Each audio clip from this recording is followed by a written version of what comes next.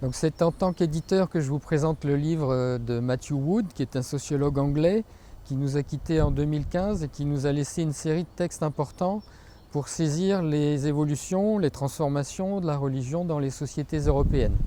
Donc on a voulu mettre à disposition une sélection de ces textes qui ont été traduits en grande partie par Juliette Gallonnier et pour un des chapitres par Gabriel Angers. Notre idée était de restituer un peu le fil directeur des réflexions de Matthew Wood, qui a travaillé d'abord sur les groupes New Age en Angleterre et qui s'est intéressé aussi aux églises méthodistes à Londres. Alors la grande qualité de Matthew Wood et la grande qualité d'un bon sociologue, c'est de savoir se poser les bonnes questions.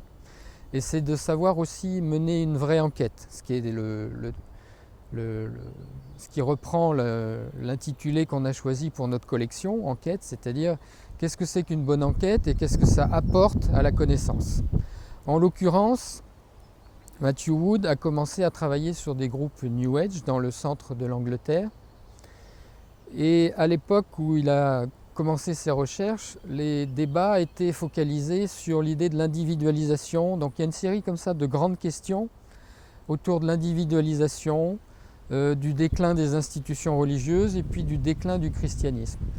Et on entend tout un discours nous dire que aujourd'hui les individus sont détachés des institutions, détachés des religions instituées et qu'ils organisent par eux-mêmes leurs pratiques et leurs croyances.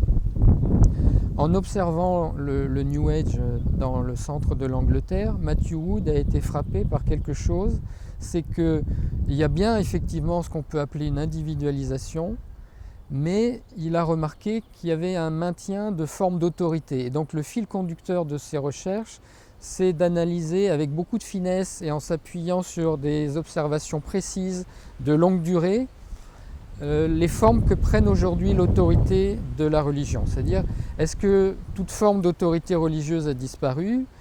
Comment s'articule l'individualisation et l'autorité? Quelle forme d'autorité on observe aujourd'hui? Alors, l'un des grands intérêts du livre, c'est qu'on se rend compte qu'en interrogeant l'autorité, on revient en fait sur un thème qui traîne un peu partout et qu'on n'a jamais bien défini, c'est l'idée d'un possible retour du religieux dans nos sociétés, c'est-à-dire dans des sociétés qu'on avait pensé sécularisées. Ça se voit autour de 3 questions dans le livre. La première, c'est est-ce que le religieux revient sous une forme qu'il faudrait appeler spirituelle? Donc est-ce qu'il y a une distinction à faire entre religieux et spirituel? Deuxième point, est-ce que le religieux revient à travers ce qu'on appelle parfois le christianisme du Sud? C'est-à-dire que font les migrations aux églises établies, au christianisme en Europe?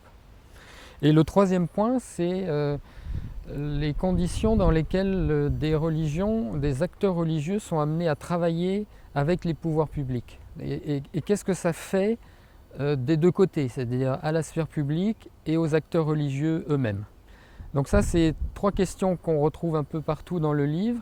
Et je pense que les deux qualités qui ajoutent encore de l'intérêt, c'est que c'est un livre qui est très précis dans les observations, les descriptions, et très précis aussi dans les clés de lecture théorique qu'il propose.